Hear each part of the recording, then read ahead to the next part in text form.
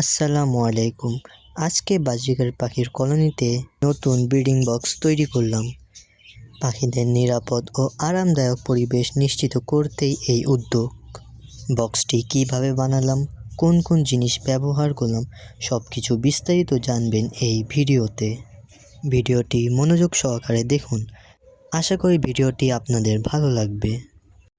পাখিদের ব্রিডিং বক্সটি তৈরি করতে কাঠের বোর্ড নিয়ে 6 ইঞ্চি করে লম্বালম্বি সাইজ কেটে নেই। তারপর ছোট ছোট তার কাটা দিয়ে বক্সের মতো আকৃতি তৈরি করি।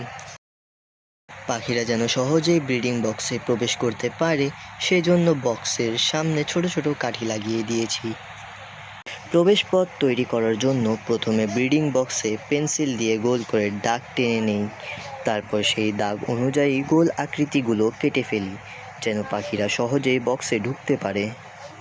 সিম্পল প্রসেস হলেও এই ধাপটা খুবই গুরুত্বপূর্ণ, কারণ প্রবেশপথটা ঠিকঠাক না হলে পাখিরা অস্বস্তি বোধ করতে পারে। প্রতিটি পাখির জন্য 6x6 ইঞ্চ করে বক্সের সাইজ অনুযায়ী কেটে ফেললাম।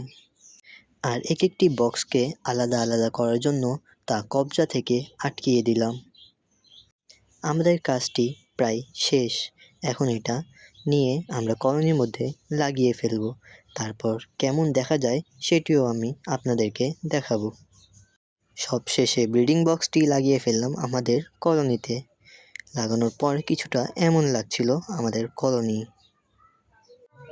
আমাদের ভিডিওটি লাইক, ফলো ও শেয়ার করে সাথেই থাকবেন। ধন্যবাদ ভিডিওটি দেখার জন্য। আবার দেখা হবে আপনাদের সাথে পরবর্তী ভিডিওতে।